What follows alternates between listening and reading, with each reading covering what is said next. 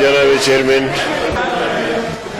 اگلے سال پلیز آپ حکومت ہے پھر جواب دیں، مہربانی جی پلیز بڑی مہربانی۔ جی ادری صاحب دیکھیے یہ جو ہے بہت حد تک معاملہ ٹھیک ہو گیا تھا اور ہم نے بڑی کوشش کی، اس میں متحدہ مجلس عمل بنائی اور تمام مسالک کے لوگوں کو اس میں شریک کیا اور کسی حد تک اس پہ قابو پا لیا ہم نے۔ لیکن گزشتہ ابھی محرم تو چل رہا ہے میرے خیال میں کہ گزشتہ محرم کے عشرے سے پہلے یہاں اسلام آباد میں ایک شیعہ ذاکر نے اپنی تقریر میں یہ کہا کہ سیدنا صدیق اکبر رضی اللہ تعالی عنہ یہ کافر ہے اور دائرہ اسلام سے خارج ہے، اور حضور صلی اللہ علیہ وسلم جب فوت ہوئے تو ان کے بعد سارے لوگ مرتد ہوئے سوائے حضرت علی اور اہل بیت کی۔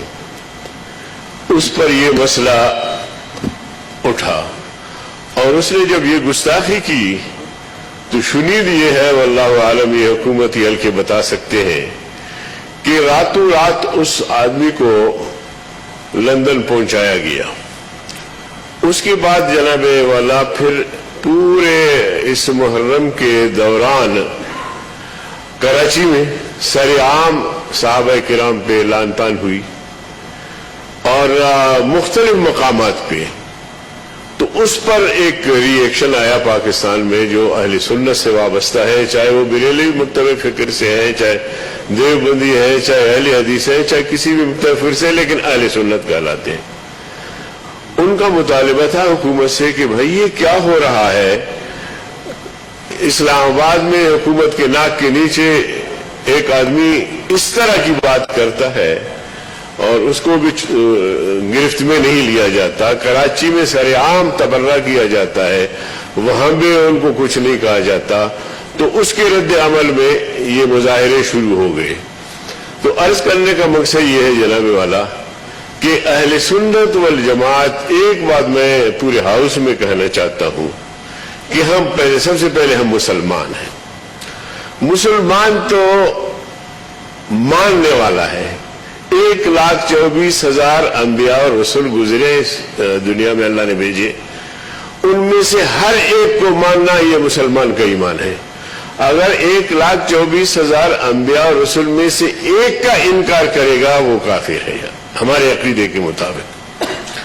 عیسیٰ علیہ السلام، حضرت عیسیٰ علیہ السلام کو مانتے ہیں، باقی انبیاء کو مانے نہ مانے وہ پابند نہیں۔ موسیٰ علیہ السلام کو یہودی مانتے ہیں لیکن باقی انبیاء کو مانے نہ مانے وہ پابند، اپنے آپ کو پابند نہیں سمجھتے۔ لیکن ہم تو تمام انبیاء کو ماننے والے ہیں، تو اب انتہا پسندی تو اس طرف سے ہے جو نہیں مانتے، جو ہمارے عقائد اور نظریات کو، قرآن کریم کی توہین کرنا، انبیاء کی توہین کرنا، یہ وہ لوگ کرتے ہیں، ہم تو ماننے والے ہیں، تو لہذا ہماری طرف سے انتہائی پسندی نہیں ہے، یہ ان کی طرف سے ہے۔ آتے ہیں پھر حضور صلی اللہ علیہ وسلم اور صحابہ کرام پہ۔ 1,24,000 سے زیادہ صحابہ کرام جو حضور صلی اللہ علیہ وسلم کے دور میں ان سے بیعت ہوئے، ان کو زیارت ہوئی، وہ صحابی بنے۔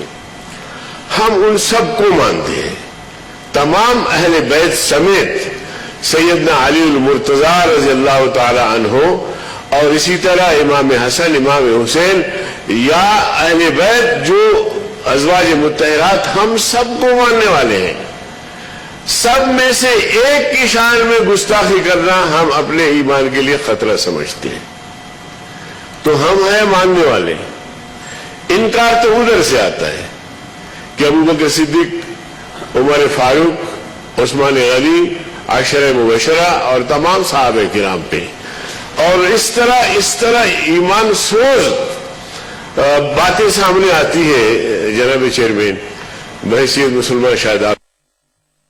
میں اس مسئلے پر بات نہیں کرنا چاہ رہا تھا، شیر نامہ صاحبہ نے یک طرفہ بات کی، جو مجھے مجبوراً دفاع میں جانا پڑا. تو عرض کرنے کا مقصد یہ ہے کہ مسلمان اہل سنت والجماعت وہ ماننے والے ہیں، وہ انکاری نہیں ہیں. سیدنا امام حسین رضی اللہ تعالیٰ عنہ، سیدنا حسن رضی اللہ تعالیٰ عنہ، تمام اہل بیت، ان میں سے کسی کی شان میں گستاخی ہم کفر سمجھتے ہیں، ایمان کے خلاف سمجھتے ہیں.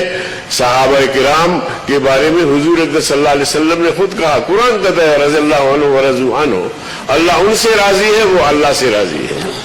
اسی طرح حدیث نبی صلی اللہ علیہ وسلم، اصحابک النجوم بأیہم اقتدیتم اہتدیتم، میرے صحابی ستاروں کی مانند ہے، ان میں سے کسی کی بھی اقتداء کرو گے فلاح پاؤ گے، ہدایت پاؤ گے. تو صحابہ کرام پیغمبر کریم صلی اللہ علیہ وسلم کے بعد وہ تسلسل ہے جو آج تک چلا آ رہا ہے. لیکن اگر خدا نہ خواستہ ہم صحابہ کرام کو اس سے نکال دے تو پھر بچتا کیا ہے اسلام میں، دین میں بچتا کیا ہے؟ پھر صحابہ کرام رضی اللہ تعالیٰ عنہ حضور صلی اللہ علیہ وسلم کے ساتھی تھے، اور حضور صلی اللہ علیہ وسلم کے زمانے میں جب حضور صلی اللہ علیہ وسلم بیمار ہوئے تو صدیق اکبر رضی اللہ تعالیٰ عنہ کو مسلح پہ بٹھایا، ان کو آگے کیا. تو اس لیے میں سمجھتا ہوں کہ یہ جو رویہ ہے یہ اس محرم میں تو یہ میرے خیال میں حکومت کی ذمہ داری بھی بنتی ہے. کل شیخ رشید صاحب کہہ رہے تھے کہ جناب والا یہ ہندوستان نے کوشش کی ہے یہاں فرقہ وارانہ فسادات بھڑکانے کے لیے. تو فرقہ وارانہ فسادات بالکل بھی نہیں ہونی چاہیے، اور ہم جیسے لوگ، لیکن یہ ہمارے ایمانیات میں سے ہے. اس لیے میں نے کہا کہ اس ہاؤس کو بتا بھی دوں اور صحیح صورتحال جو ہے وہ آپ کے سامنے رکھوں، اس لیے میں نے یہ گزارشات آپ کے سامنے رکھی. مولانا صاحب نے بڑی اہم بات کی، یہ مذہبی فرقواریت کی باتیں اگر ہم اس ہاؤس سے نہ کریں، ہم مذہبی امانگی کی بات کریں، ہمارے طرف سے پیغام ایسے جانا چاہیے. تو اس کو میرے خیال میں اس چیپٹر کو چھوڑ دیتے ہیں، ہم کوئی اور بات کر لیتے ہیں. مصدق مسعود ملک صاحب جی، وہ پرسوں سے کڑے ہیں جی، پلیز، ان کا بھی باری ہے، وہ بھی اس ہاؤس کے ممبر ہیں. میری گزارش ہے آپ سب سے کہ ان کو بھی سنیں. پھر مسعود ملک صاحب میں نہیں دوں گا، میں بتا دوں آپ کو. جی ڈاکٹر صاحب تشریف رکھیں پلیز. جی تشریف رکھیں جی. اب آپ نے نمبر دے دیا ہے تو اب بکتے ہیں جی. تشریف رکھیں. ایک تو اپنے چیئر پہ چلے جائیں، منسٹر کے چیئر پہ. دوسرا جی وہ اچھا ہوا آپ نے ذکر کر دیا چیئرمین صاحب، وہ اس دن